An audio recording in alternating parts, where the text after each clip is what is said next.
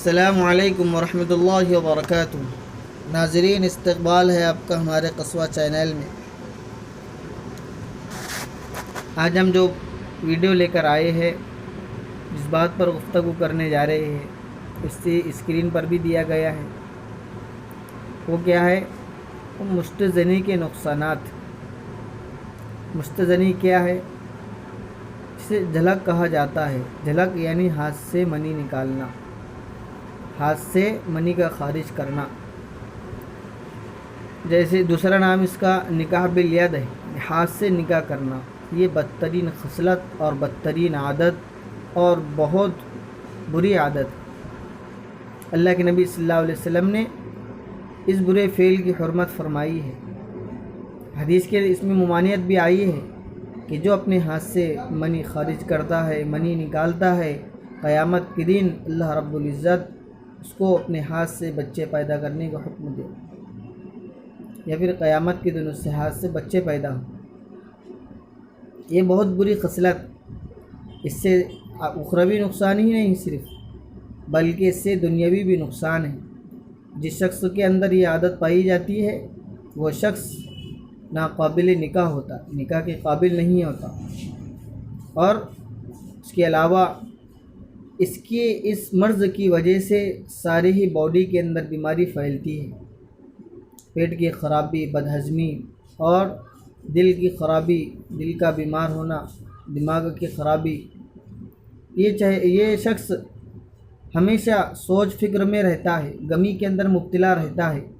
چار جن کے مجلس میں بیٹھتا ہے تو غم پریشان میں لائق ہوتا ہے۔ اس کی علامت کیا ہے؟ کیا ایسے کرنے والے کے گال چپک جاتے ہیں، ایسا لگتا ہے کہ کچھ نہ کچھ سوچ فکر میں ہے۔ یہ بہت ہی بری خصلت ہے، اس لیے اس سے بچنا چاہیے۔ بہت ہی بری عادت ہے مستزنی کرنے والا، یعنی ہاتھ سے منی خارج کرنے والا۔ نکاح کے وقت شرمندگی اٹھانی پڑتی ہے، نکاح کے قابل ہی نہیں رہتا، اعلیٰ تناسل کے اندر سختی نہیں رہتی، اعلیٰ تلاسن ٹیڑھا ہو جاتا ہے، اور کسی قسم کی اس کے اندر بہت ہی بری گندی چیز ہے، گندی حرکت۔ اس لیے اپنے آپ کو بچانا چاہیے تاکہ شادی کے بعد شرمندہ نہ ہو۔ اور شادی کی جو جذبات ہوتی ہے، ایسی بیماری والے کے اندر وہ جذبات ابھرتے نہیں، شادی کے قابل ہی نہیں رہتا، وہ پریشان حال میں زندگی بسر کرتا ہے۔ اس لیے گندی چیز ہے، بہت بری چیز ہے۔ اس لیے اپنے آپ کو اس سے بچانا چاہیے، استغفار کی کثرت کرنا چاہیے، اور